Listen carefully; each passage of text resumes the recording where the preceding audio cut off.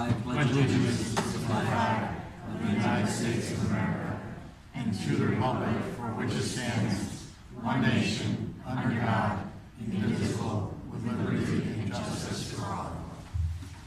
Thank you. Clerk, if you'll read the prepared statement and call the roll. July 11, 2017.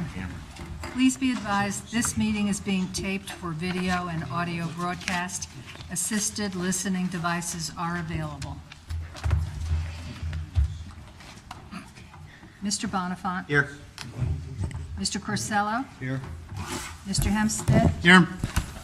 Mr. Kimmel. Here. Mr. Sacchinelli. Ms. Melendez. Here. Mr. Sarasis. Present. Ms. Bowman. Here. Mr. Sims. Mr. Kites. Here. Ms. Maggio. Present. Mr. DePalma. Here. Ms. O'Toole Gianderco. Here. Mr. Igneri. Here. Mr. Livingston. Here. 13 present. 13 present, we have a quorum. Next item on the agenda, acceptance of the minutes, regular meeting, June 27th, 2017. Do I have a motion? Mr. Livingston moves.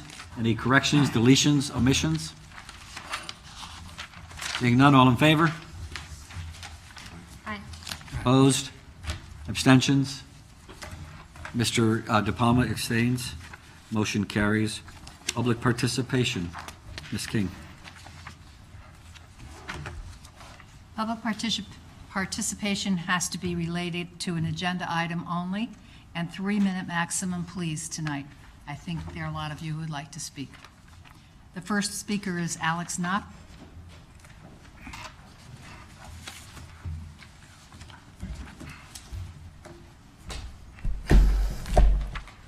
Thank you. My name is Alex Knopp, 35 Fifth Street.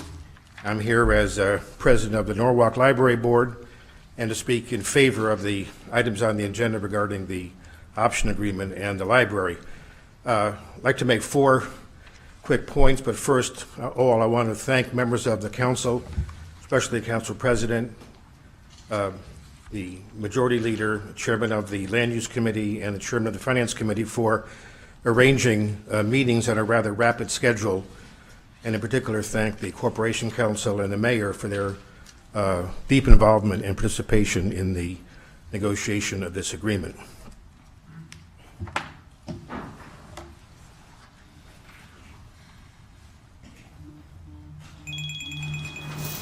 My first point is rather simple. The issue before you tonight is whether this chain will go back up on the parking lot behind the library. If it does, the 38 to 50 spaces that we anticipate arising from this agreement will be lost. A 69-unit residential development will be constructed, and there will be no opportunity to acquire on-site parking or the opportunity to expand for the library. It's really that simple. My second point is this. What are we really asking the council to approve in buying tonight? It's not asking you to approve $4.8 million to purchase 11 Belden Avenue, though some have thought that's what the agreement required. Rather, what we are purchasing is the opportunity to put the city in the driver's seat regarding the development of the whole area around the library. Currently, a private developer is in the driver's seat and is dictating the events. This agreement will give the city an unlimited range of opportunities over the next 6 years to come up with a rational planning process, a revised zoning statute, and many opportunities for recouping financial support for the city through partnerships, through leverages, through renegotiations that may come up in our best interests. The city is undertaking a comprehensive parking study at the request of the Parking Authority. There's a lot of interest in the area, not just by the library, but by the church and others. And we think that with this agreement approved, the city will have the opportunity to undertake that long-range rational planning process, both for the land use and for the parking in this area. Third, People have asked about my role in the negotiations and why have I been involved. I got involved because negotiations between the city and the developer had broken down, and I felt as president of the library board, I should do what I could to come up with an alternative solution. And I've been doing this in close consultation with the mayor's office, corporation council, regular contacts with the planning and zoning staff, the redevelopment staff, the parking authority staff. Nothing has been done unilaterally. There's no agreement being put before you on a take it or leave it basis that somehow the library or I negotiated unilaterally. This has been very much a collaborative process, including the members of the Common Council. I want to particularly acknowledge that Mr. Agneri sat in on negotiations and caused a major change in the terms, as did Mr. Kites, and I want to thank them for their participation. The agreement is better because they joined in the negotiations. Finally, I want to ask you tonight to take a long-range look into the future. When the situation with the mosque on Philo Street came up, I don't think the agreement that was reached was parceled out in terms of how many dollars per shovelful of dirt or how many dollars per parts of an acre were at stake. What you were settling in that agreement was the preservation of a neighborhood. And what you are buying tonight, if you approve this agreement, is not just 38 or 40 parking spaces or similar kinds of equations. What you are really buying is the opportunity to enhance, enrich, and enlarge a key public institution for the city of Norwalk. And that's why Greenwich, Darien, New Canaan, Wilton, Ridgefield, Fairfield, New Canaan, and Westport and Stamford have all within the last 10 years enlarged and modernized their libraries, often, except for one case, at private expense without a large amount of public funds, because they understood that to keep their communities attractive, to keep their property values high, to attract business entrepreneurs, revising their libraries was a key part of going into the future. And what we're asking you tonight is to do the same for Norwalk. The library is a key institution in Norwalk, along with the school system, and we hope that you will invest tonight a rather modest amount of funds to preserve our opportunities to improve not just the library, but the whole neighborhood around the library. I know there are other people here to speak, and I'll be here tonight, of course, in case you have any questions you'd like to ask. Thank you very much. Thank you. Jim Clark.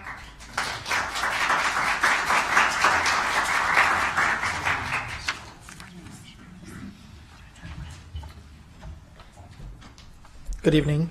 Jim Clark. I'm at 9 Golden Hill Street.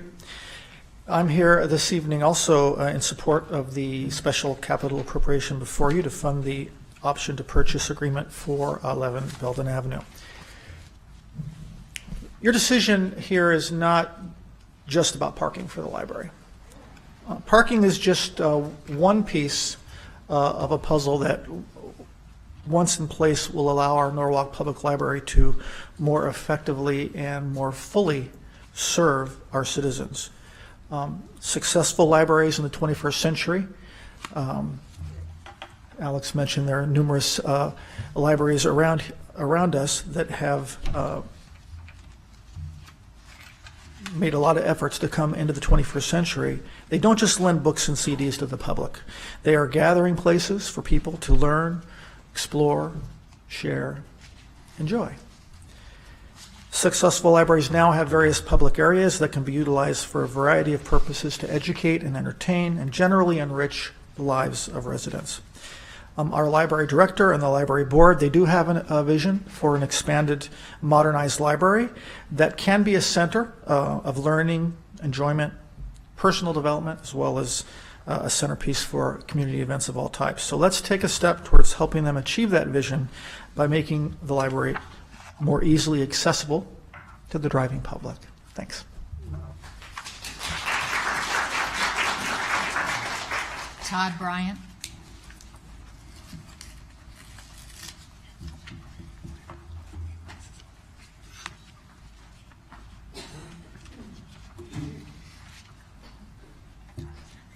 Good evening, ladies and gentlemen. Thank you for the opportunity to speak. I'm Todd Bryant, 23 Morgan Avenue. I'm the president of the Norwalk Preservation Trust. And our board discussed this matter, and we decided to support the option of the city's purchase of the option on this property. I'm going to read parts of a letter that the board approved. You have heard and will hear a lot about parking, so I'm not going to talk about that. And this is the same letter that was submitted to the committees, with the exception of the fact that I fixed some typos. So the short version of this is a well-functioning, easily accessible, updated library would be a tremendous asset to Wall Street and a cornerstone for continued development of the area as a functioning city center. This library can and should be the center of the community. Hundreds of apartments have been built or are under construction in this area, and it's partly the role of the city of Norwalk to make sure that there's a reason for anyone to want to live here. The library can, I'm sorry, I missed that. A recent study by the Pew Research Center shows that the millennials and Gen Xers who would most likely occupy those apartments visit public libraries at a higher rate than any other adult demographic. A great library is only part of the equation to draw people to Norwalk, but it should not be overlooked. So this library was it was a Carnegie Library built in 1903 with money donated by Andrew Carnegie, the steel magnate. It was the first one in Connecticut. But in 1982, the city decided to modernize the library. It's in quotes in this letter. And it took out not only the most of the historic section of the library, but we also lost the staircase. The staircase to a Carnegie Library is very important because Mr. Carnegie believed that it was that it was symbolic of the ascent to knowledge. And when we lost that staircase, we lost a very important symbolic part of that library. And I know a lot of you, or some of you at least, grew up going to that library. When you grew up going to that same library and going up their stairs, which aren't there anymore. So this will give you an opportunity to maybe not restore the stairs, maybe to restore the stairs, but at least to make an attempt to bring the library back to its former glory. So thank you very much. Ralph Bloom.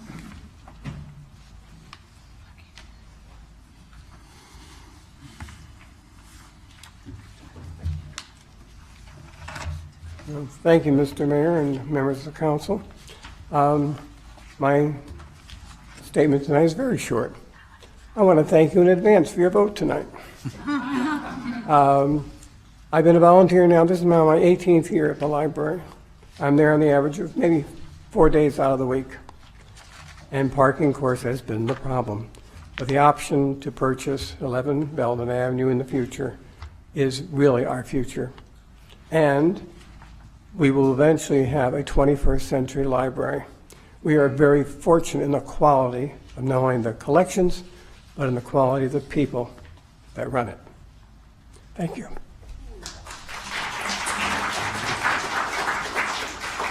Eric Chandler.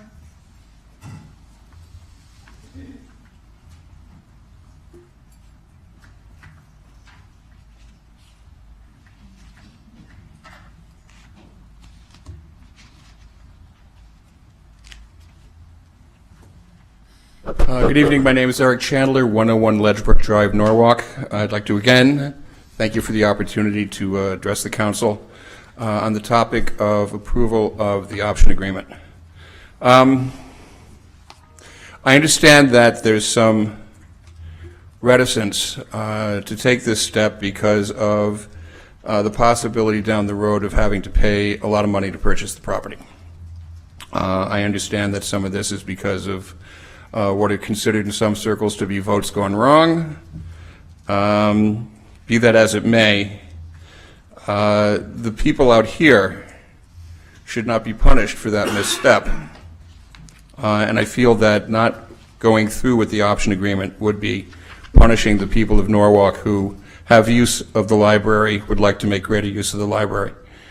I will ask the council, same question I asked the Finance Committee last week at their meeting. Assuming that the universe is good to us and gives each of us another 10 years, and we're compos mentis and active and healthy and drive down Mott Avenue, and you know you will, do you want to see another apartment building lost among other apartment buildings? Would you rather see the future of Norwalk exhibited by an enlarged, vibrant library that is an active part of that part of town? Thank you very much. Diane Loricella?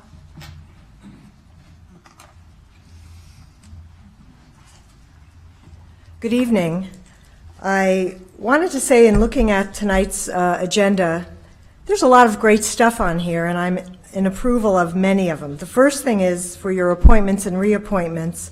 Fabulous. There's some fabulous people that have served already you're going to reappoint, and some that you're going to hopefully appoint tonight, and I think they're all terrific for serving. The second thing I'm in favor of, and I hope that you will vote yes, is item F, 2A, and B, having to do with FEMA, relating to saving some of the taxpayers' money on their insurance or giving them credits should they be needing to buy flood insurance. I think it's really an important step that our regional planning agency will be doing a lot of the administrative work, saving our staff from that particular thing. The third thing I hope you will vote for, and I hope it's on the consent calendar, is item B1 for assistance in rewriting our noise ordinance. And I want to thank Eloisa and that committee, especially because it is an issue that many of you have heard from me before, especially in South Norwalk.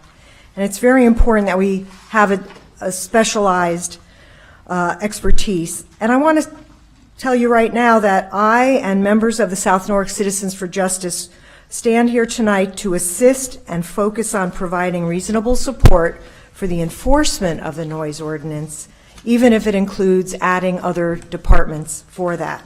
But the main reason I'm here tonight is following up these other speakers. I won't repeat what they said, Mr. Chandler especially. I'm here tonight to ask that you please approve this particular plan for the library. I think it's our last chance before we lose forever, just like when I'm up here and other times about open space.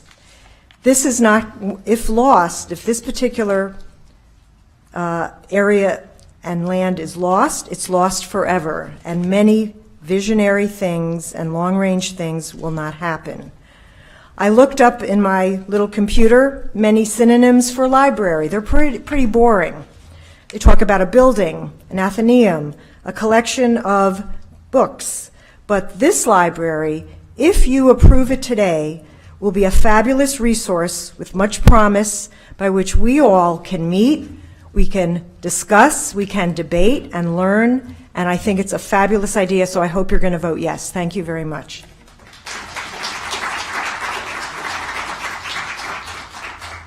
Excuse me if I'm not reading your handwriting correctly. Paul, is it Redder? Yes. Thank you.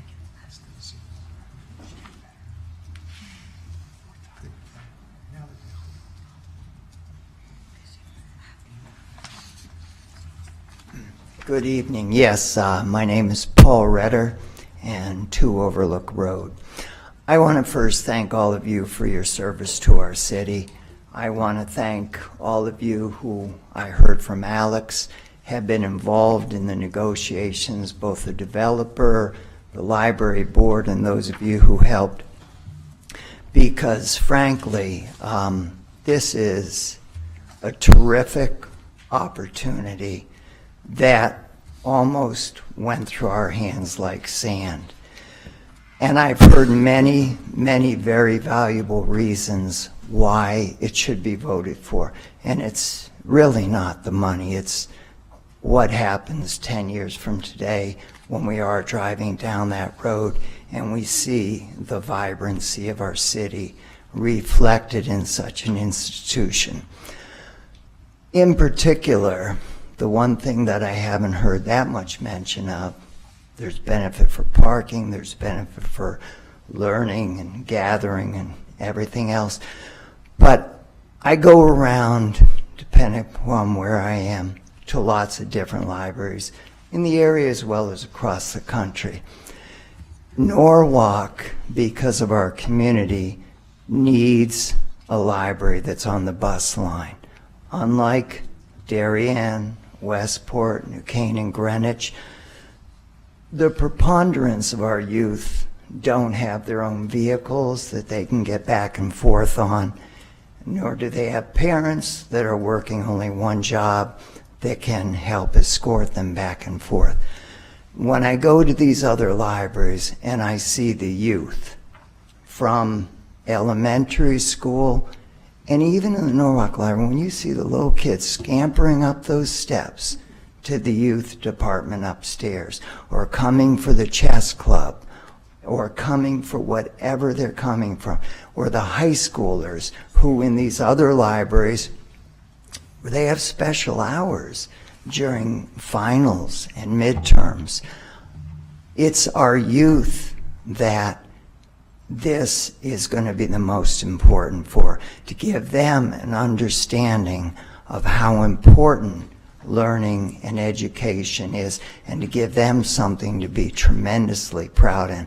I see many of them down there using the computers, using the shelves, doing everything in there. And there's a wonderful teen center.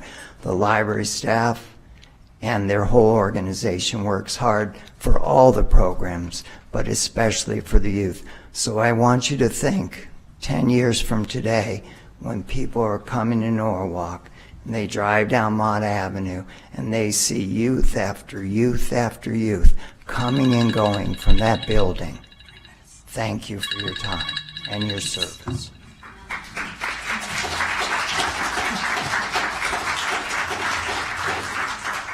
Lori Going?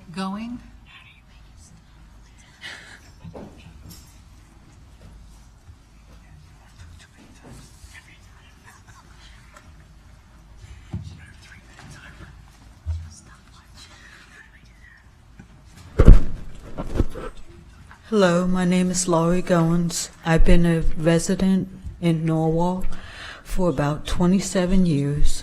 I have enjoyed the benefits of having a library here in Norwalk, and I think if we have the opportunity to bring our library to the 21st century and beyond, we should take advantage of it, because it's a benefit to all of the residents here in Norwalk.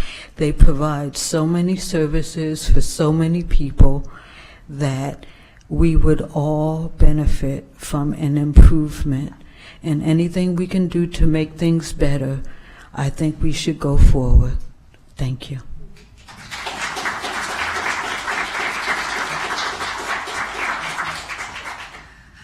Okay, thank you very much. That ends the public participation session. Under resignations and appointments, we have no resignations. Appointments, we have 2 to the Planning Commission, 9 to the Arts Commission, and we have 3 reappointments. So first item is the Planning Commission, the appointment of Mr. Brian Baxendale. Do I have a motion? Mr. Kides. Yeah, I'd like to move the name, Brian Baxendale. I think Mr. Baxendale, is going to be a great addition to the Planning Commission, not only from this impressive resume,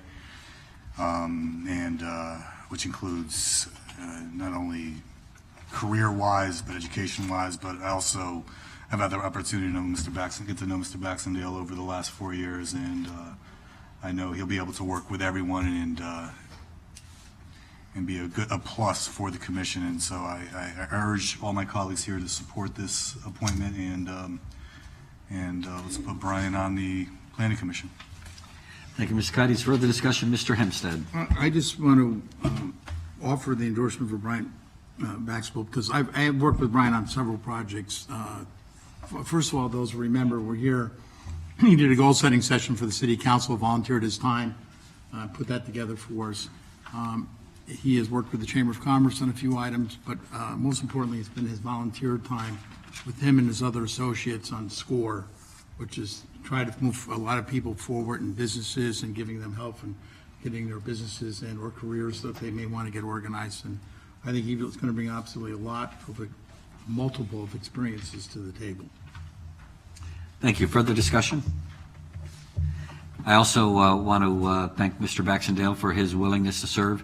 He spent a good amount of time serving on our Economic Development Action Plan and actually helped facilitate the process, and it was quite an interesting project, and he brought his talents, and we were quite impressed with him as well. Seeing no further discussion, all in favor? Opposed? Abstention? Motion carries unanimously. Congratulations.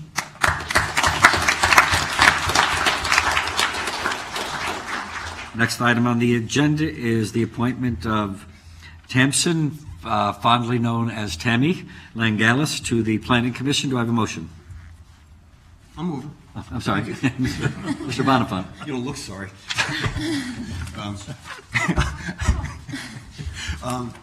I'll move Tammy Langalis. We've appointed her to various commissions before, and I know that she works well with both parties and very, very good at what she's been doing, and we're happy to support her. Thank you. Further discussion. Mr. Igneri. I think Tammy will be to quote someone in the audience, a fabulous appointment, as will Brian. But I've known Tammy for a number of years, at least 12 years. I've worked closely with her on many issues. What I like most about her is she's level-headed, and she can compromise and come up with fair solutions to difficult issues. She also has a tremendous real estate background in all parts of the city, and that'll be valuable to the Planning Commission.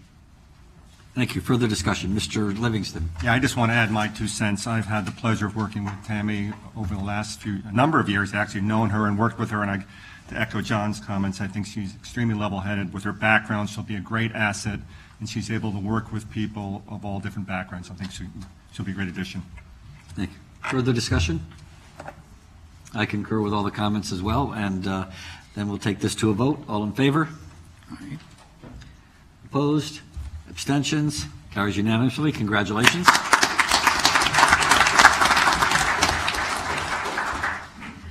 Next, we have appointments to our newly formed Arts Commission. We have 9 appointments: Jennifer Bangser, T.C. Burt, Becky Christofferson, Janet Evelyn, Nori Gruden, Lynn Massey, Helen Roman, Danielle Vinci, and Susan Wallerstein. I've been asked if we can move those together, and I said that would be fine, and I believe Ms. Melendez is going to move that. Yeah, I'd like to move that. As you said, Mr. Mayor, this is a new commission, so although we all know about the Arts Commission and all of their hard work in our city, a few months ago, many of you know, we voted to make them an official city commission through ordinance. And I think that's just fabulous because of all their hard work. And tonight we're going to be appointing some people who have been involved for a couple of years, and we're going to be appointing some brand new people, which I think that's what it's all about. And I'd just like to make that motion. I'd also like to thank them for all their hard work, the Arts Commission, and for your dedication to the city as volunteers. I'd like to thank you in advance for all your work in your new official capacity. Thank you. Thank you. Further discussion. Ms. O'Toole-Giandirko? Thank you, Ladies Mr. Mayor. first. This is a great group of people, and it's a lot of people that we see often in different events and capacities. But I wanted to thank Danielle for serving. I love to see some young faces. I know that you've been involved, and you'll continue to do well. So thank you for your willingness and everybody that's going to be appointed tonight. Thank you. Mr. Hempstead? Well, thank you for raising your hand and serving. Appreciate that. And I just wanted to give a little bit of a shout out to somebody I've been working with on and off over the years, Ms. Wallerstein, all right, who I know was given the task under Mayor Moshe to try and get this organized and stayed with it. And that's pretty important. I know your intestinal fortitude all too well, and he did pick a right person to bring it, and you've really brought it to fruition. And so congratulations, and I know the board will be served by hopefully your leadership. Mr. Bonifant. Thank you. Just a couple of points, and they're all fine appointments. Just a couple of things on this. Some of the people didn't have their address on the resume, and I would think I would just put my lobby in now to the city clerk and say, make sure that they have their address on there, because I couldn't tell. I'm assuming they're from Norwalk, because that was part of the ordinance. But we can't. Yeah, but not everyone had had their address on their resume. So when you're taking resumes, do that. And the other thing is, I'm going to look to. Yeah, they're all listed. Okay, thank you. They're there. Well, it wasn't on the resume part, but the other thing I know Susan Wallerstein has been around on this circuit for a long time. She served on the council here, and one of the things I noticed that some of the people getting appointed also have projects that may receive funding, and so I'm looking for Susan to show them the guidance and to balance the ethics that you're not supposed to be voting yourself money. So you got to be careful on that, and Susan, please teach them, okay? Thank you. Thank you, Mr. Bonifant. Further discussion, Mr. Kimmel. Yeah, I support these appointments. We've demonstrated how seriously we take our history by many of the activities of the Historical Commission, which is an official commission. We support it. It has close relationships with the Common Council, and we work together right through the year on ensuring that our historical buildings are in fine shape, that we can advertise our history, and in our quest to become a place where people want to come to visit. Our history is one of those things. I think this is a bigger step forward than a lot of us think at first. It's not a big deal to create an ordinance, to create a commission, but what we're doing is saying, in effect, that we need to take the arts and our art history seriously, and it's got to become part of the fabric of Norwalk. And I think we have a good group of people here begin to understand that our Historical Commission, our Arts Commission, is going to really add to the character, the flavor of the city, and it's going to be a place that we're going to enjoy living in a whole lot, possibly a whole lot more, and in the future people will be coming to Norwalk a whole lot more often because of that. So I think this is a great move, establishing this ordinance. I support the folks who are going to be on it, and I'm looking forward to seeing the arts in the city flourish even more than they do so now. Thank you. Further discussion. Mr. Sarasis.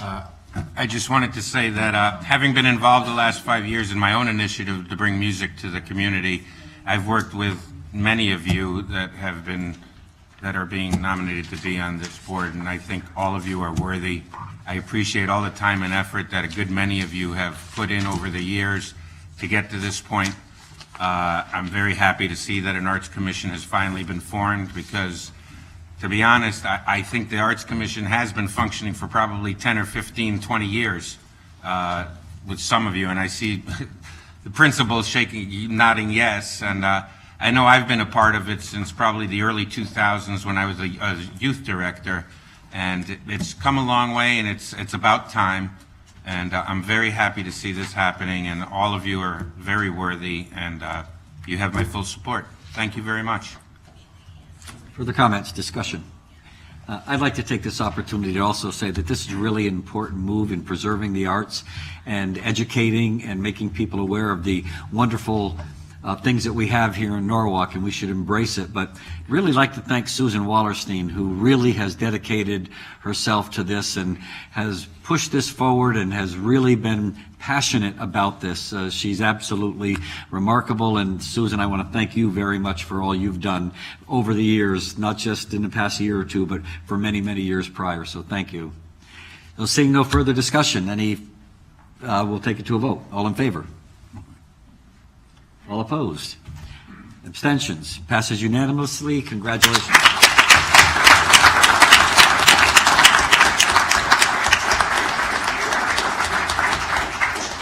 Next, we have the reappointment of Steve Ferguson to the Planning Commission. Do I have a motion? Mr. Igneri. I don't know him well, but I've been in a few meetings with him, and I'm very impressed with the questioning that goes on, and I've seen him in action in the Planning Commission, and I think he'll be a great addition to the planning, great continuation in the Planning Commission. Thank you. Further discussion. Ms. Bowman. And I've known Mr. Ferguson now for a few years now. He's definitely a great asset to the South Norfolk community. He's always willing to help out and lend a helping hand. So I look forward to returning to the Planning Commission. Thank you. Further discussion. Ms. O'Toole-Giandirco. Thank you very much, Steve, for continuing to serve. I know that you've done a great job so far, and you'll continue to do so. So thank you. Further discussion. Seeing none, all in favor? Opposed? Abstentions? Carries unanimously. Congratulations. Next, we have the reappointment of Nathan Sumter to the Zoning Commission. Do I have a motion, Mr. Sarasis? I'd like to make a motion to accept the reappointment for Mr. Sumter. I've known him for some time. He's a good, stand-up, honest guy that cares about the city, and that's the only reason he's there serving the city right now. And I've seen him in action. I've been to a bunch of the meetings where he stood up for the right thing, and he always does. And I'm more than happy to make that motion. Mr. Kimmel? Yeah, I admire anyone who has the patience, the commitment, the time to sit on the zoning commission. It's Tell me about it. you know, I've attended meetings, and for the life of me, you know, sometimes we think that the meetings here go long. Zoning, it's like for some of the major projects, it's like a never-ending discussion, and with all kinds of rules that have to be followed. It's so much more complex than some of the things that we do here, which are difficult because of the laws that govern everything they do, the potential for litigation in everything they do. You've got to have the right temperament. You've got to be patient. You've got to be willing to put in the time. And I think Nate, who I've known for a few years now, has done a terrific job. And I think it's an excellent reappointment, and I hope we all support him unanimously. Thank you. Further discussion. At the risk of being redundant, I've known Nate for many years in many capacities. He's a very decent man. He's got an amiable nature. He's able to get along with anybody, which is really important on the Zoning Commission. And even though I've known him for some time, I didn't know until I looked at his resume that he actually served this country during the Vietnam War years. I think you're great on the Zoning Commission. I'm happy you're willing to stay there. Thank you. Further discussion. Ms. Bowman? Yes, and Nate Sumter, he's another great asset to the South Norfolk community, member of Grace Baptist Church.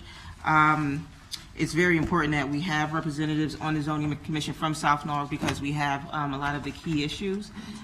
We do what we can here on the council through land use and health, welfare, and public safety, but we get a lot of comments, but a lot of the things you do have to go through zoning for them to take care of. But I'm so happy that we'll have Nate returning to continue to fight for the city as well as for South Norfolk. Mr. Sims? Thank you, Mayor. I'm just going to reiterate what everyone else said here tonight. Nate he's been a model citizen. I've known Nate for quite some time. He actually was really good friends with my dad, and they came from Stanford together. They used to box together, and you know, I have a lot of respect for him, Mr. Sumter. He has a wealth of knowledge on the Zoning Commission, and I just wish him well in his next role going forward. Further discussion. Good, because if kept up, I'd have to pay him. He's going to want money for doing this. Okay. Seeing no further discussion, all in favor? Opposed? Abstentions? Carries unanimously. Congratulations, Nate. And the last is a reappointment, certainly last but not least, the reappointment of Galen Wells to the Zoning Commission. Do I have a motion? Mr. Livingston. Thank you, Mr. Mayor. It's my pleasure to move the reappointment of Galen Wells to the Zoning Commission. As I mentioned last time, she was first appointed. She's an attorney with practices in residential and commercial real estate, among other things, so really knows her land use issues, which of course is very important for the Zoning Commission. Plus, perhaps even more than that, she's been very active in the community and she knows it very well. and she's a real dedicated citizen, including being regional elections monitor for the Western Connecticut Regional Council of Governments, among other things. I think she'd be a great continuance for the commission. Thank you. Further discussion. Mr. Igneri. I've worked with Galen as well, and I'd like to second everything Mr. Livingston said. She's a hardworking, also level-headed, and she understands the real estate market as well. So I look forward to working with her again. Further discussion. Ms. Bowman? And I think Galen will do a great job returning. She's actually one of the first individuals I met when I jumped into politics, so I'm excited to have her reappointed. So. Any further discussion? Seeing none, all in favor? Opposed? Abstentions? Carried unanimously. Congratulations.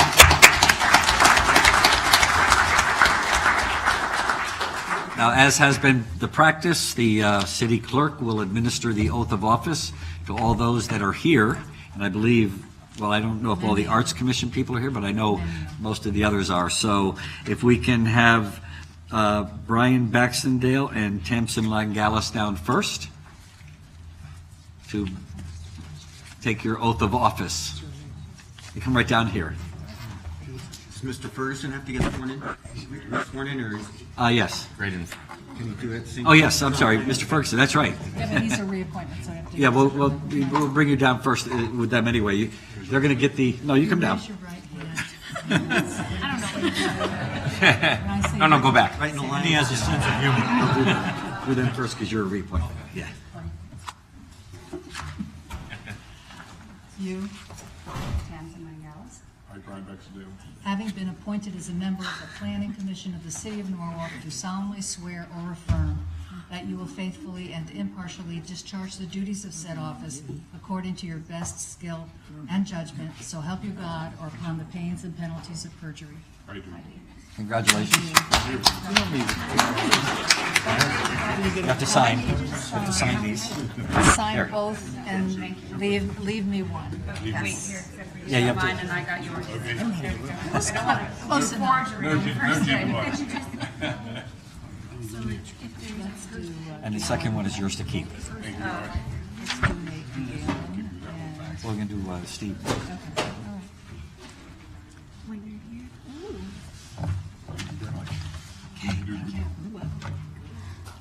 And congratulations, Tammy. Thank you. I'm sorry I butchered your last name, too.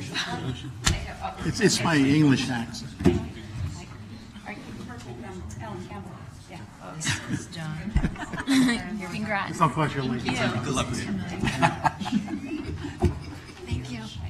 You, Stephen G. Ferguson, having been reappointed as a member of the Planning Commission of the City of Norwalk, do solemnly swear or affirm that you will faithfully and impartially discharge the duties of said office according to your best skill and judgment, so help you God, upon the pains and penalties of perjury. Thank you. Congratulations. Okay. Sign both and leave me one. And now if we can have Galen and Nate and Galen come down. Thank you. Congratulations. Good luck. Congratulations.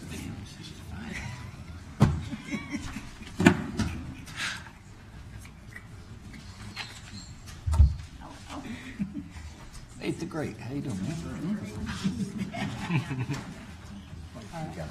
I will say you, and you will say your name. You, having been reappointed as a member of the Zoning Commission of the City of Norwalk, do solemnly swear or affirm that you will faithfully and impartially discharge the duties of said office according to your best skill and judgment, so help you God, or upon the pains and penalties of perjury. Congratulations. You'll sign them both and leave me one. You need a pen? Yeah. Okay. Make sure I get it back.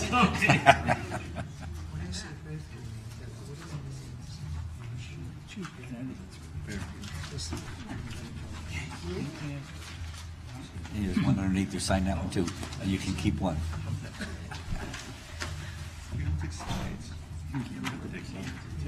Great. Congratulations. That's a pretty fancy signature. He's working on it. Congratulations. Okay. Good going, Nate. And now, if we can have the newly appointed members of the Arts Commission come down. Congratulations. You're welcome. Wow. You're welcome, my friend. I had my nice festival shirt on yesterday.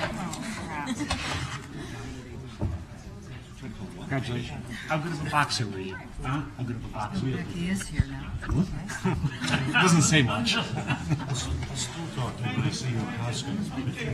You only allow one guy in the arts commission. Thank you, sir. Thank you for those kind words. I appreciate it. No, all the addresses are in the back. Over just a little bit. I just want to vote for you, to be honest. Nate, good luck with it. Kim. We're gonna do them all together. You're going to be surrounded by women. Good to see you. How are you? And I,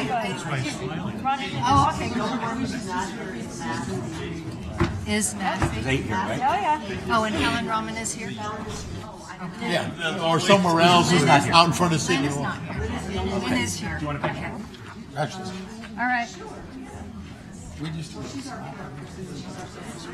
oh, we know, yeah, see, yeah, Frank Brown already. I say you, just say your name. Thank and you. then Good luck, David. All right.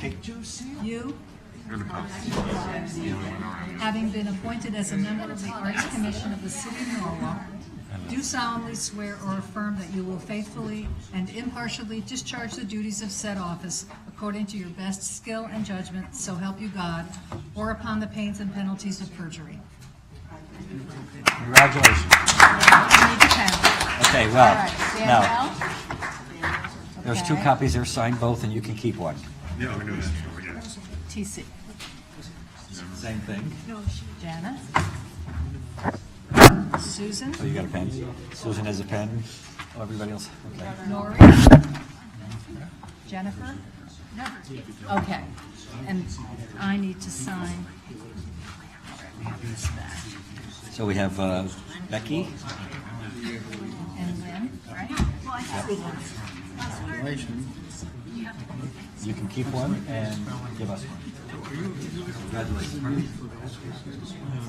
Oh, okay. This is for Lynn. I think we'll probably do it over. Have you come in? Congratulations, Jennifer. Thank you.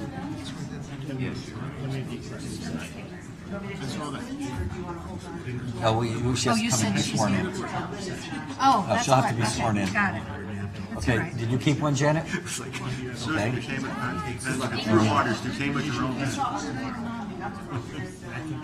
You need to sign back, okay. Yeah, but that's inappropriate. Excuse me. You should have paintbrushes. I know, not pen. well, artistic, it could have been charcoal, it could have been anything. Here's Helen. Okay, Helen. You're Helen. Okay. You have a pen. Give her. No, she got a pen.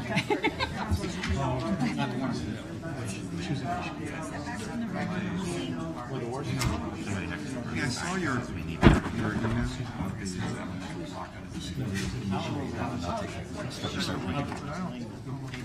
I didn't even. No, not That one? Where? Yep. You keep, you can sign both. There you go. Okay. And you keep one.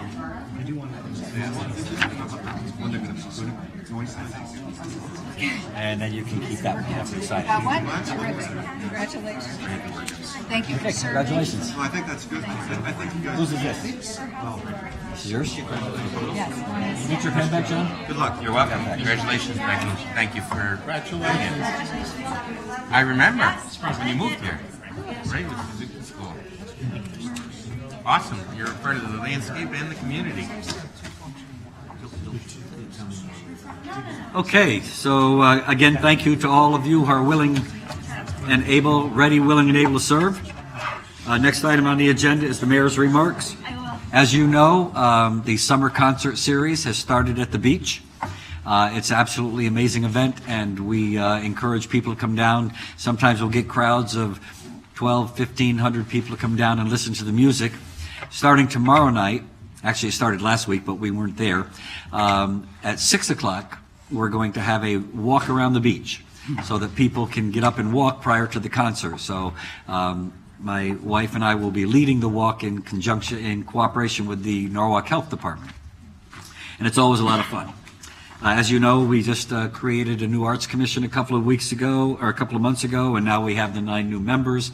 Such an important commission, and we're really, really happy to have a commission that's going to focus on education and awareness, and the docents will be showing off our WPA murals, which I believe is probably the largest WPA mural collection in the country.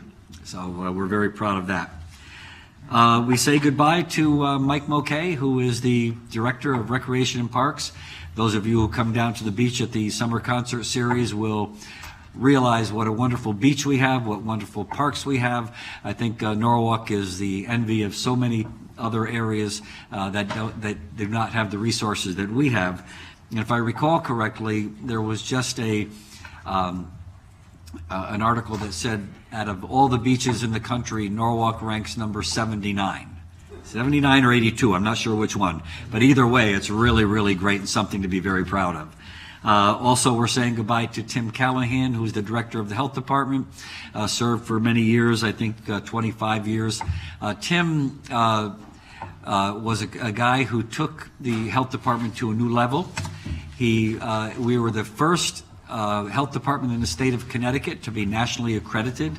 Having been with the police department for many years and having gone through the accreditation process, I know what a challenge it is and how difficult it is, how labor intensive it is, and how not only how difficult it is to attain accreditation, but then to maintain that certification year after year after year. So we want to thank Tim for that.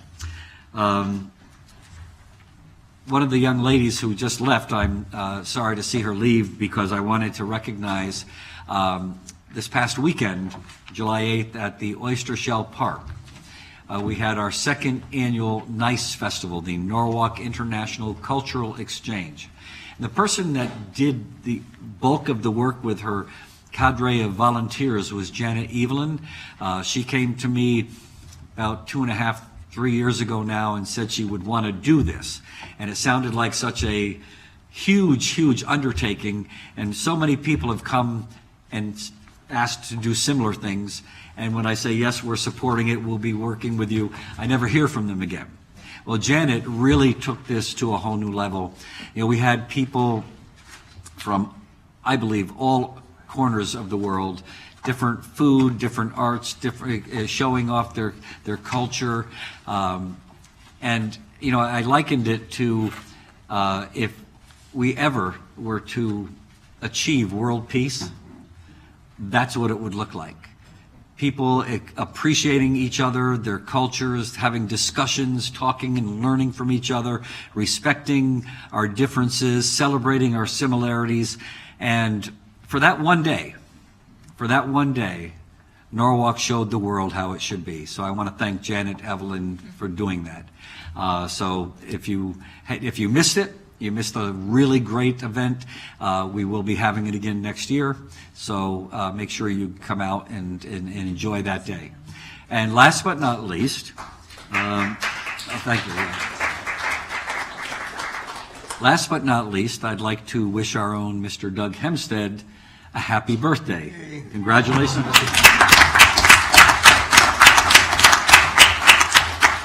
I've given up counting them. Thank you, Mr. Mayor. I know the number. From Stu Leonard's. Yeah, what's the matter with you? Yeah, what's with that, right? At least cupcakes. Is it a big number? It's in the back.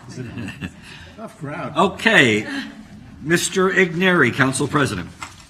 Thank you, Mr. Mayor. Before I get to general council business, I just like to thank everyone here for their support of the library, and to thank Mr. Knott for his kind words. I will say it was not an easy negotiation. It was tough, but we pushed through it and came out with a great settlement. So with that, on to general council business. I have checked with all the department managers, and I've also checked with all the committee chairs. There doesn't seem to be anything urgent coming up, so I'm going to propose that we cancel the July 24th council meeting unless something pops up between now and then. 25th. 25th? Close enough. 24th.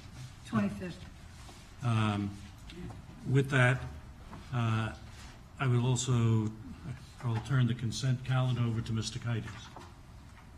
I will also say that anything on the consent calendar that is voted on and approved means there won't be discussion on the floor. So if you're standing here to hear one particular thing and you hear it, feel free to leave unless you want to stay until the very end. Thank you. Thank you, Mr. Igneri. Okay, let's get this going. Item A1, approve authorization to settle claim Jeffrey versus Mark Howis and the City of Norwalk. Items A2, A, discussion of possible action concerning receipt of funds and authorization for mayor to execute general release settlement agreement. And item A2B, discussion of possible future lawsuit against Hanover Insurance Company. Let the record show that items 2A and 2B are consented table to the end of this meeting. Items under finance, items A1. No, excuse me, A2. Approved resolution respect to the authorization, issuance, and the sale up to $30 million City of Norwalk general obligation refunding bonds. Next, under ordinance, item B1, this item is consented table back to committee. Approve authorization to hire coastal expert Eric Zwirlig of the Noise Consultancy LLC to assist the City of Norwalk in revising Chapter 68 of the Norwalk City Code noise ordinance pending Finance Department approval. See attached materials concerning Eric Zwirlig of the Noise Consultancy LLC. Okay, moving on. Under land use, item 2A, rescind common council action of May 9, 2017. Item 7B, 4A, and 4B, which authorizing the following. Item 4A, authorizing the mayor willing to execute a contract with Domus Constructors, LLC, for roof repairs on the Lockwood Matthews Mansion Museum for a total not to exceed $167,400. Account noted. And item 4B, authorize the Historical Commission to execute change orders on contract for a total not to exceed $30,000. So the new action under 2B is to authorize Mayor Harry W. Rilling to execute an agreement with GL Capasso, Inc. for roof repairs, Lockwood Matthews Mansion, Phase 4, for a total not to exceed $123,500. Account noted. Authorize the Historical Commission to issue change orders on contract for a total not to exceed $12,350. Item 3A, authorize the Mayor Harry W. Rilling to execute a contract with Has-Pros, Inc. for the Cranberry Elementary School asbestos floor tile removal project for a total not to exceed $73,600. Funding for this project is available from account noted. Item 3B, authorize BOE Facilities Department to issue change orders on contract for a total not to exceed $7,360. Bless you. Item 4A, authorize Mayor Harry W. Rilling to execute an agreement with R&R Mechanical Services, LLC for Norwalk Museum band coil replacement project for a total not to exceed $29,000. Account noted. Item 4B, authorize the Office of Building Management to issue change orders on contract for a total not to exceed $2,900. All right, moving on to planning, item number F1, authorize the mayor to execute any and all documents associated with the submission of the PY43 AAP to HUD and all documents consistent with the approval of the 2015 through 2019 Consolidated Plan and PY43 Annual Action Plan. Item F2A, approve advancing to the Common Council Planning and Zoning request to have the City of Norwalk participate in FEMA's Community Rating System. Item F2B, approve advancing to the Common Council authorization for Mayor Rilling to sign related documents. Mr. Igneri, that is the consent calendar as read. Thank you, Mr. Kites. Everyone agree with the consent calendar as read? If so, vote. All in favor? Pass unanimously. The table's back to you, Mr. Mayor. Thank you, Mr. Igneri. Next item under Finance Committee, item 7A1, Mr. Kimmel. Thank you, Mr. Mayor. This is a special appropriation, so it will require 2/3 vote. I'd like to read the resolution, then move it, and then immediately present an amendment. Resolution approving a special Resolution approving a special capital appropriation in the amount of $460,000 to fund the option to purchase agreement for 11 Belden Avenue property, and authorizing the issuance of $460,000 general obligation bonds of the city to meet said appropriation. I'd like to move the item and offer an amendment. Mr. Kimmel. Okay. I'd like to add the following sentence to what I just read. And the following sentence reads as such. This approval is subject to Corporation Council including additional provisions in the option agreement which, in the opinion of the Corporation Council, provides additional protections to the city's option to purchase the subject property. So that, I don't know if you all have that in front of you. It went out today. I will read it again. This approval is subject to Corporation Council including additional provisions in the option agreement which, in the opinion of Corporation Council, provides additional protections to the city option to purchase the subject property. So I have moved the main resolution and offered an amendment. Just as, if I may, to speak very briefly, this, as you know, in some sense, it's a very complicated financial transaction. It involves a variety of real estate options. On the other hand, it's a very simple option, which I think goes way beyond mere dollars and cents. It has to do with the future of a very critical portion of our city. And we've got to look at it, in my opinion, in this broader framework. Having said that, it is complicated. There are a lot of moving pieces, and I would like to turn the floor over to our Corporation Counsel, Mario Coppola, to explain the rationale behind the amendment that I just offered. Thank you.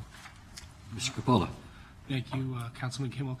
With regard to the amendment, it's helpful to clarify that we're going to be doing that in the law department.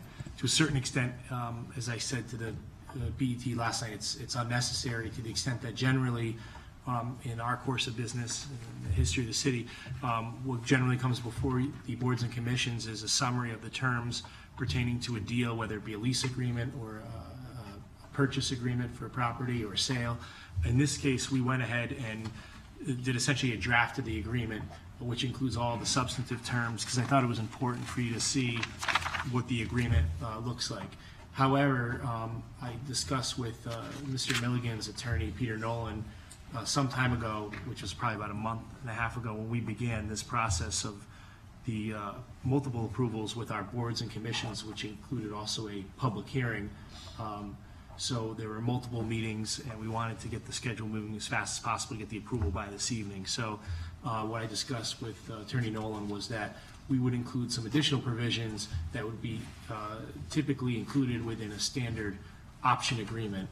And quite frankly, the law department hasn't in the past drafted an option agreement, so I'll have to pull some forms from my law firm's database and spend some time tweaking the agreement to include some general provisions which would typically be included in an option agreement to protect the city with regard to, for example, subordinating any subordination of potential financing by the property owner, addressing, protecting the city's option to the extent that the property owner has to maintain the property in good working order, et cetera. So the typical standard terms, I'm sure Councilman Hempstead has over the years seen those provisions in the option agreements that you've dealt with. So we just need a little bit more time to tweak the agreement, but substantively the terms will remain the same. So the main terms of the agreement pertaining to the amounts of money to be paid, the term of the option, et cetera, will all remain the same. Any further discussion? Seeing none, we'll vote on the amendment to the resolution. Well, we'll vote on the amendment and then the resolution, I guess, as amended. All in favor? Opposed? Abstentions? Okay, the amendment is approved. Now we'll vote on the resolution. Are there any discussion, comment, questions? Mr. Oh, yeah. Mr. Bonifant. Thank you. I just wanted to say that I did support the library right along when they were going to challenge the zoning board's decision and to have a second vote. And the first time I agreed with their first vote, and they took a second one, and the 69 units got approved. So when it turned into, I thought the library was going to sue the zoning board, and I was supportive of that when they were doing that. Then they did a 180 and went ahead and negotiated a terms, which, all points aside, the negotiation came out all right. What I'm trying to say is, in the future, I hope that the city will do its own negotiating and not like defer to third parties to bargain away either our money or our land or things like that. So, I'm torn on this one. Obviously, I'm getting a little lonesome on this part, but I just want to say that everybody put a lot of effort into it, so I give them a lot of credit there. Further discussion. Mr. Kimmel? As I indicated earlier, well, first of all, we've discussed your views and ours. If anything, I would suggest that we didn't bargain away anything. We did just the opposite. We took land that was not city land adjacent to the library. We recognized that there were some serious issues regarding the future expansion of the library, as well as the current issues related to parking.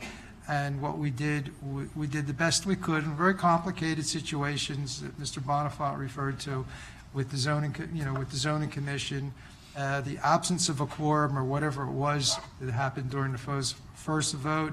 And as I indicated during the appointment process, zoning is complicated. Almost everything you do can be subject to litigation.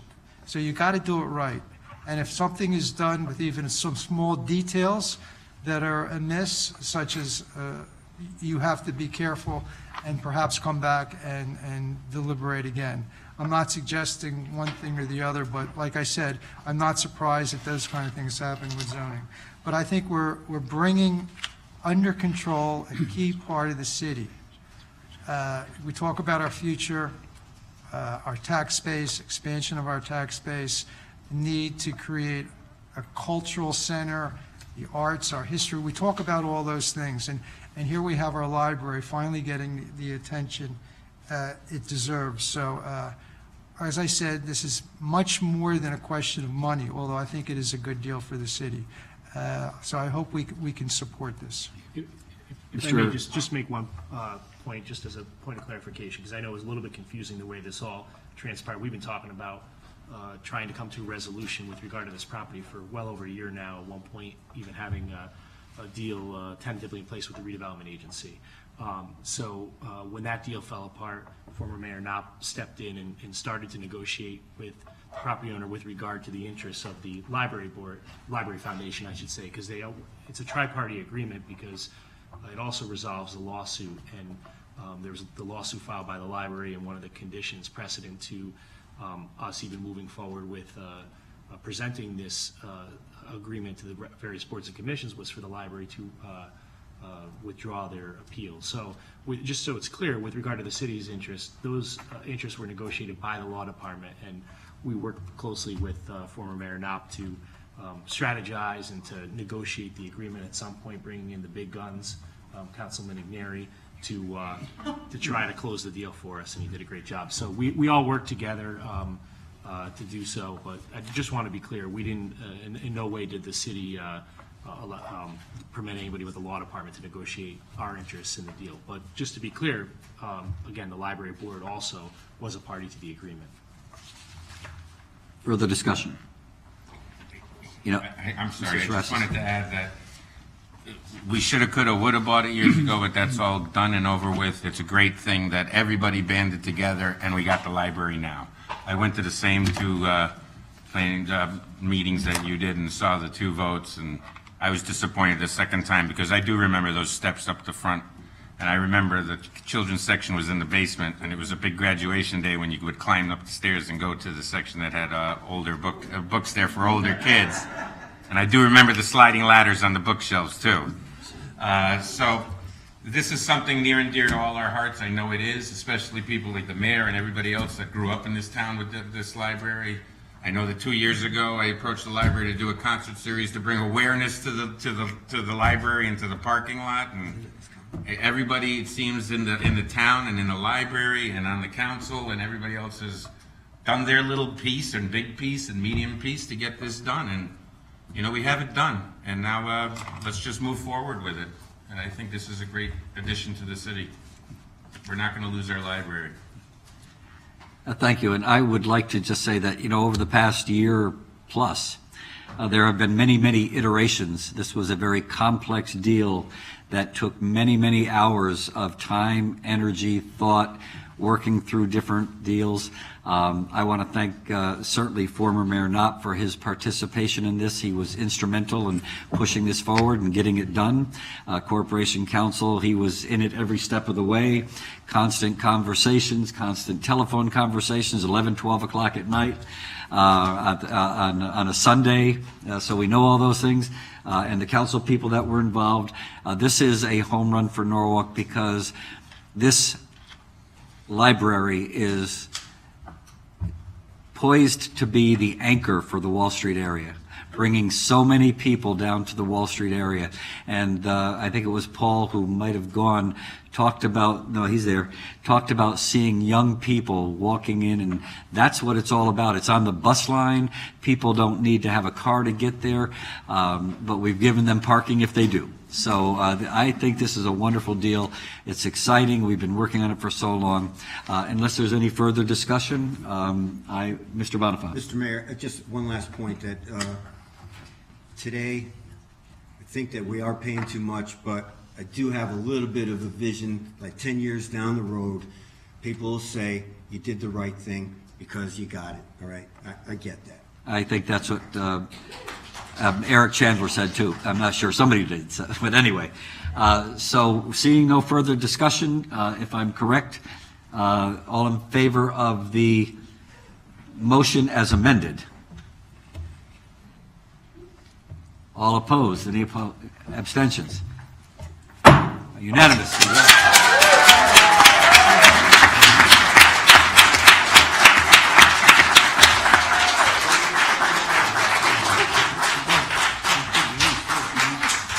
Now, just in case you're wondering, we're not quite there yet. All right. So now the next item on the agenda is Ms. Bowman, Health, Welfare, Public Safety. Yes. Item C1, approve the Health Department fee schedule as set by the Director of Health with the concurrence of the Board of Health at their June 28, 2017 meeting. Now, there is a new health director or person. Is that person here? No. All right, someone's here. Can you come down? So this item did not come to committee, so if anyone has any questions. How are you? Good, how are you? Tom Closter, Director of Environmental Services for the Health Department. How are you? Good, how are you? I know the name now. Now we know the face. Right. I have a few questions, and then I'll just open it up to anyone else that has a few questions. I just wanted to make sure it did go through a public hearing. Yes, it did. Correct, okay. And I just had a question. Is there anything that says that there can't be one set of fees for residents and another set of fees for non-residents? Is there anything against that? Not that I'm aware of. Okay. Anyone else have any questions? I'm going to come back. I have one more question. Any further discussion or questions on the proposed fees? Okay, Ms. Bowman. Okay, so I'll just finish. I'm just looking at, so we've been having some discussions. We've had them with Tim Callahan around some of the food establishment fees. Right. And I'm just looking at right now, the itinerant vendor fee and then also the temp event fee. So the cost column, that's how much it costs you all to provide the services related to that. Yes.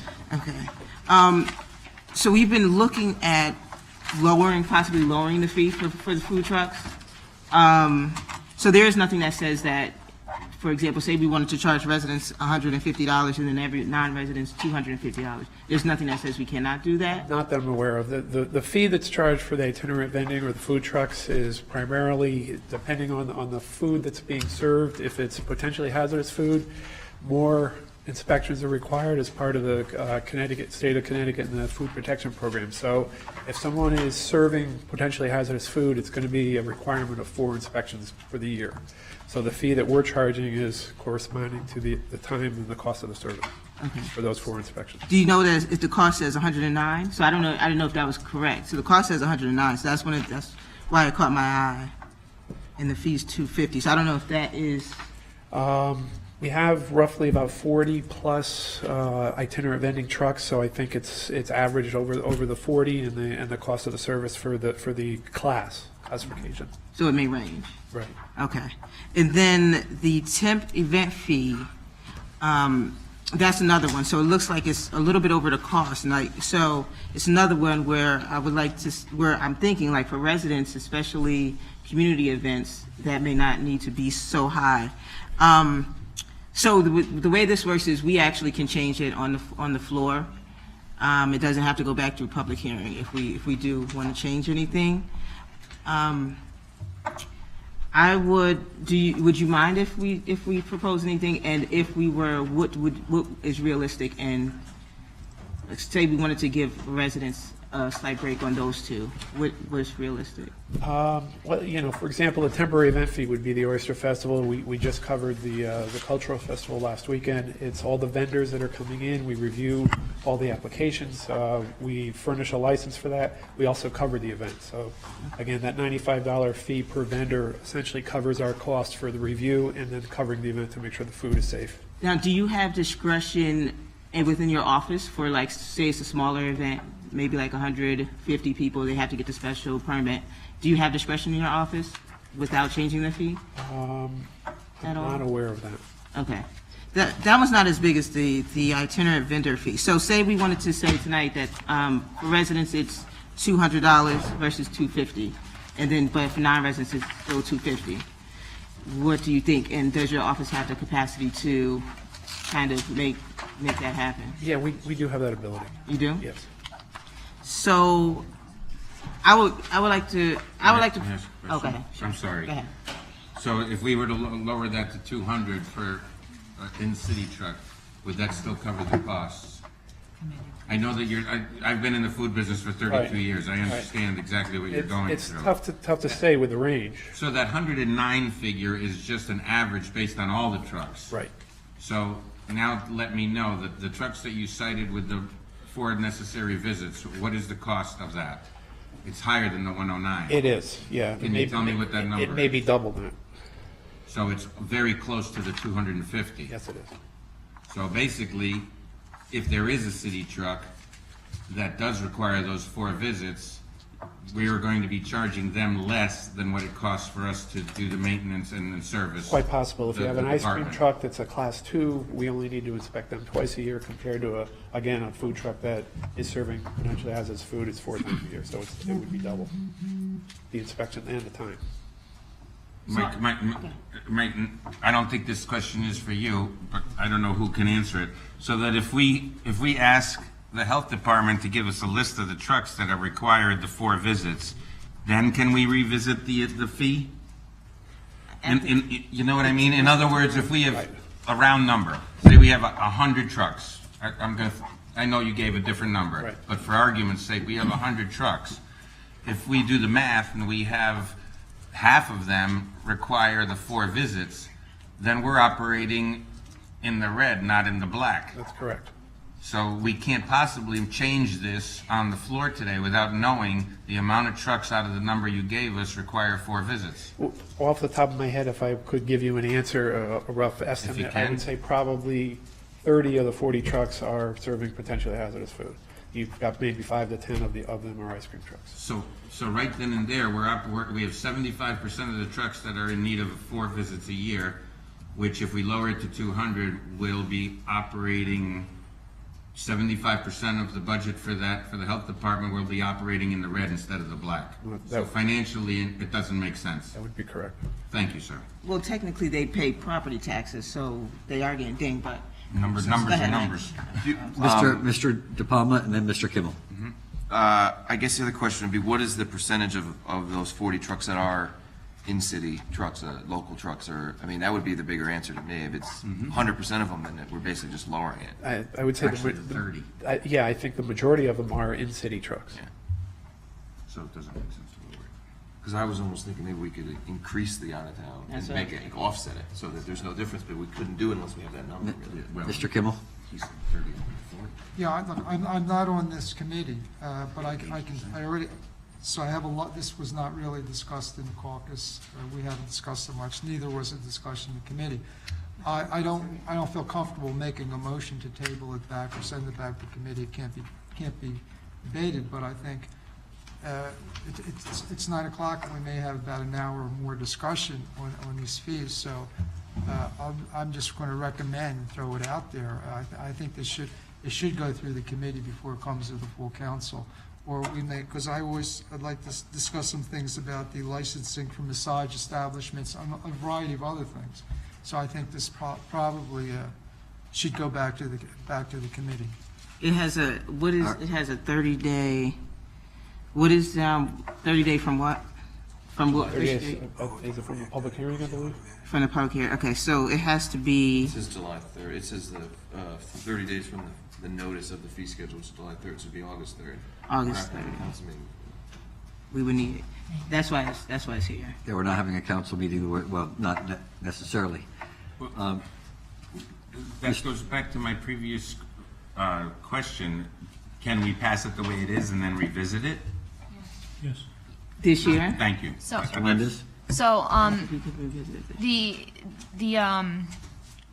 the possibility of changing fees was once on the ordinance agenda, but then we realized it was the health, welfare, and public safety. So I would agree with what Steve is saying, to pass it as is, because we could always change it through that committee. That's what I know. Revisit the specific items? We can revisit the specific Yes. items because it's within our ordinance that it would go through that committee. That's just my experience, because we thought it would be ordinance, but it's actually health, welfare, and public safety. Well, this one can't be revisited. There's two different, this is the health fee. There is another fee that's through the mayor's, I believe, the city clerk and the mayor's office, that we are also looking at changing.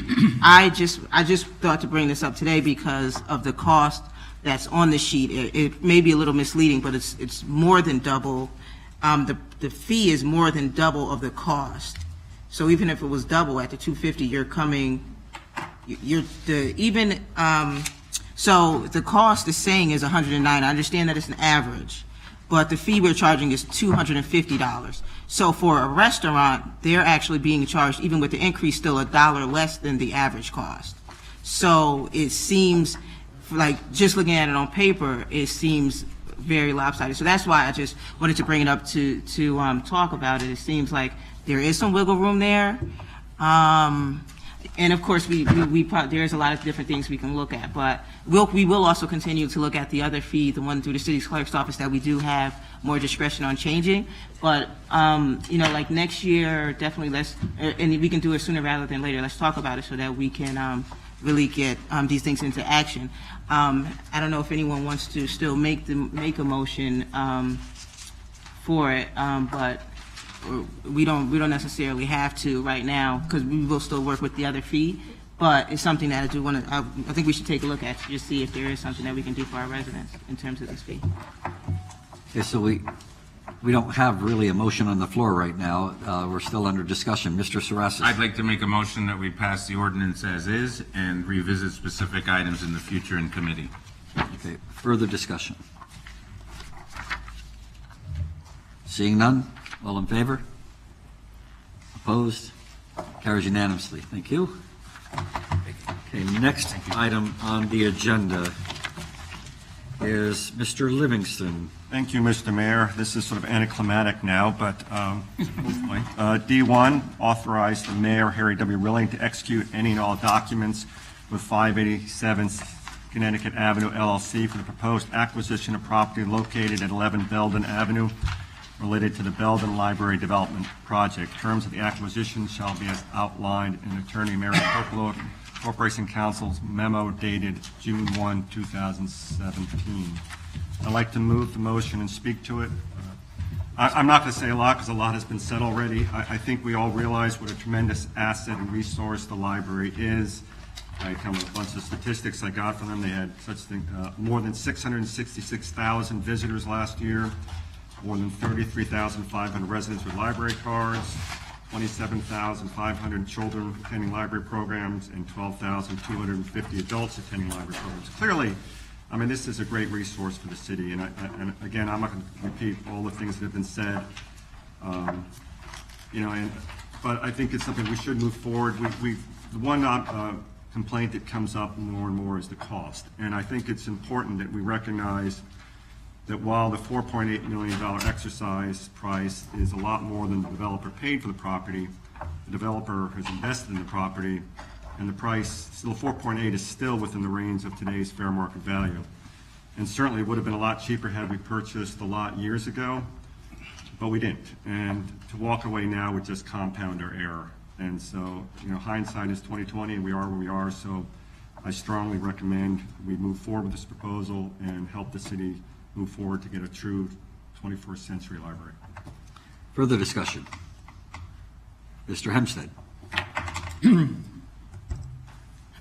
I think the cost associated with it's funny, one part of this calls it a lease agreement, the other one calls it an option agreement. For the cost of the option agreement for the period of time, and then throw in consideration of any further costs that may be either through following around the rest of the lawsuit through and or going to another appeal with this, certainly makes the option agreement financially reasonable. It really does. Plus You got to throw the avoidance cost of doing other things with this lot. And then also you get a reprieve from the building that nobody wants, all right? So you got to pay for that stuff. Kicking it down the can 6 years, that me personally kind of bothers me. I wish it was sooner versus later that we're dealing with this. But I think from the cost standpoint of what the city's on the line for, basically for a 6-year option, it's fine. I really do. I think it's a very cost effective. But moving forward, we have an obligation, the city has an obligation, the library board has an obligation. Because I've heard a lot of discussion about 21st Century Library, making sure that, we get the right amount of parking involved in this, et cetera, et cetera. And the city, the library board or / the city, whatever lead agencies take this, needs to start that planning now so you can get what you want 6 years from now. Because in between that are other interests that are going to want to be part of whatever expansion or whatever thing, bigger picture is being decided there.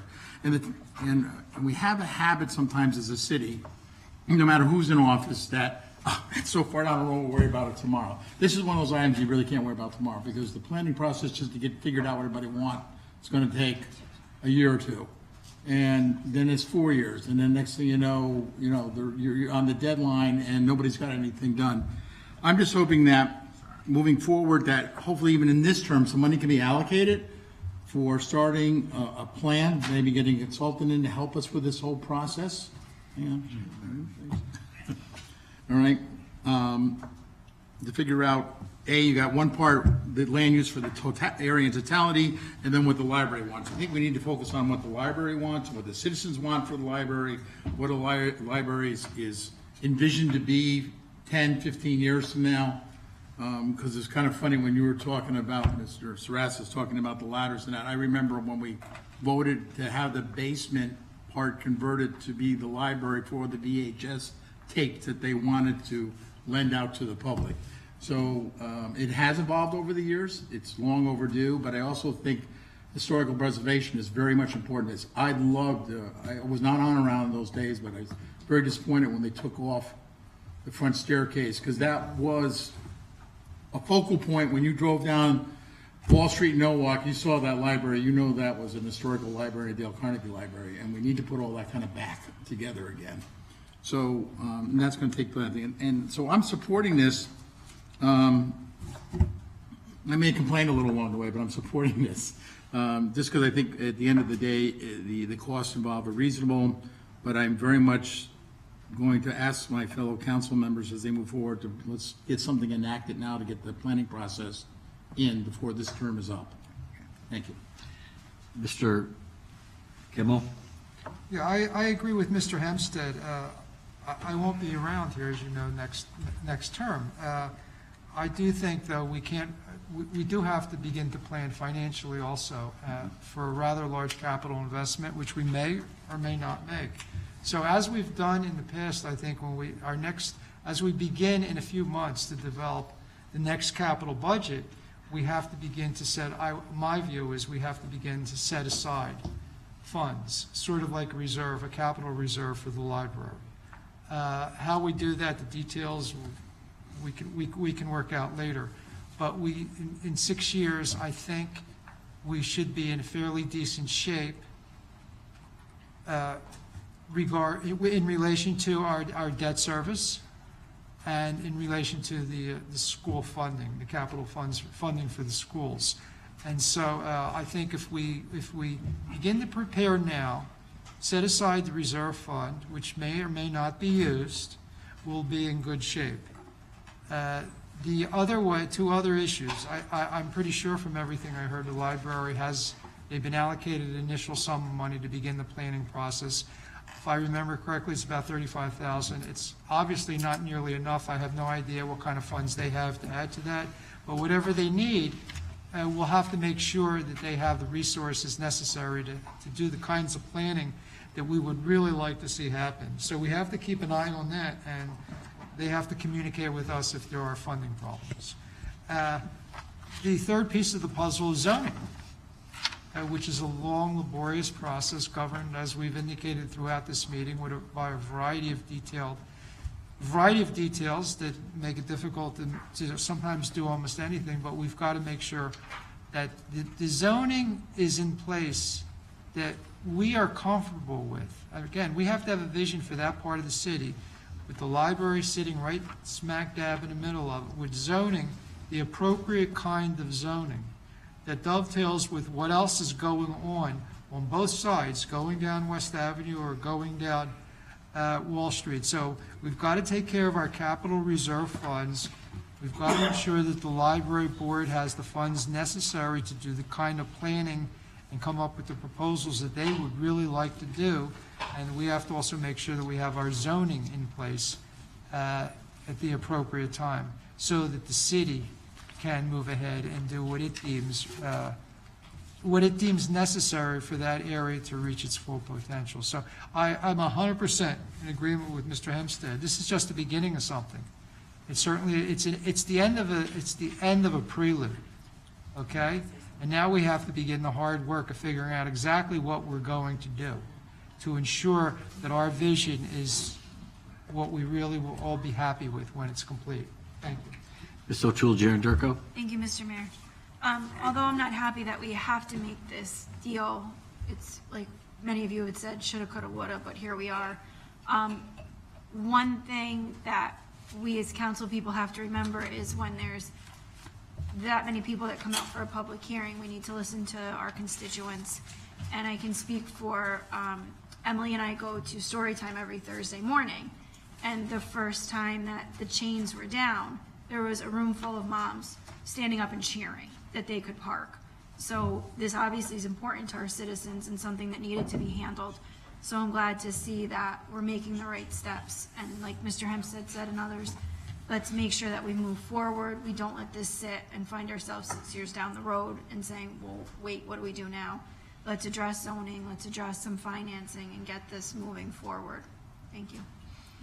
I just want to point out Mr. Coppola? one thing, because when Councilman Hempstead was discussing the planning for the area, because I don't think anybody here other than former Mayor Knopp was at the Planning Commission meeting for the E24 review with regard to this matter. And one thing that was discussed was that the Planning and Zoning Department is in the process of developing a plan for that entire area. So I think it would be helpful to have Mr. Kleppen report back to the council as to his progress with regard to that plan, because I think that may be one of the first steps that you may want to take with regard to the future development of the library is having an understanding of what our city planner is recommending with regard to not just that one property, but the immediate parcels around there. So I would suggest that he report back to you in the near future. We will make sure that happens. Any further discussion? Yeah, just, Mr. Kites. Real quick, there's no secret that we're paying a premium for this property. You know, and I think it's mainly due because of our capital budget restraints due to our school projects. But I think in the end game, I think it'll prove to have been the right decision. And I know we wouldn't be here if it wasn't for former Mayor Knopp. This has been a long project, and we all know this, that the owner of the property isn't the easiest person to deal with as well. So I hear some giggles from the one person there. Of course she's gonna giggle. Yeah, so, She knows the real Alex. Anyway, that's all I wanted to say. Any further discussion? Ms. Bowman? Since we're still talking, but I was just going to say, the whole thing is great, and the library needs the parking. I'm just also just going to throw it in here that let's not forget about South Norwalk. So if the opportunity comes up, South Norwalk Library also needs some parking spaces. Any further discussion? Seeing none, all in favor? Opposed? Abstentions? Now you're all set. Mr. Igneri, Public Works, item number 7E1A. Okay. I'm going to move these two items together and then talk about it briefly. But item 1A, authorize the Mayor Harry W. Rilling to execute an agreement with Deering Construction, Inc. for State Project 102355 Safe Routes to Norwalk Road and Middle School project for a sum not to exceed $811,392.50. Item B is authorize the Director of Public Works, Bruce Schimento, to execute orders on contract with Deering Construction for State Project 102-355 Safe Routes to Norwalk Road and Middle School project for sum not to exceed $81,139. The various accounts are noted. I moved this because it did not come through committee. The reason it did not come through committee is we didn't have a Public Works Committee meeting this month, number one. Number two, in order for this project to be finished before the school year starts, we need to start it right away. So I hope this will be approved tonight. Number three, this is a state project. The state is paying for the vast majority of these funds. With that, I will open it to any questions. Well, that's your job. Any further discussion? Seeing none, all in favor? Opposed? Abstentions? So carries. That was quick. Now, I would entertain a motion, I believe, to go into executive session So moved. by Mr. Igneri. We are moving to executive session. While everybody clears out, I'll explain to my wife.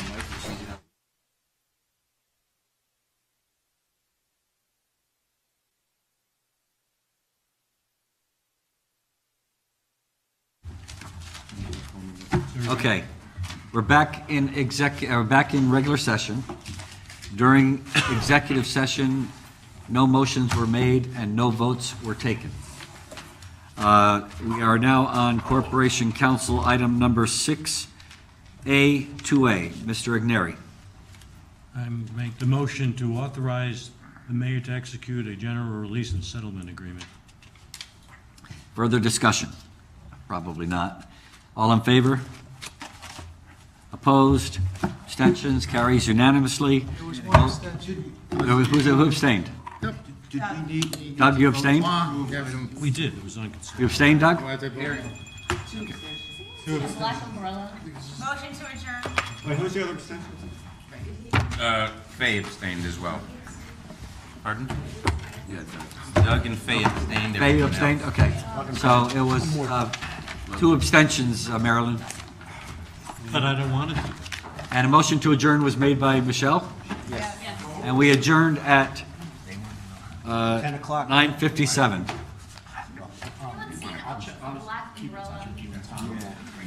Anyone see it, or does it? I'm almost positive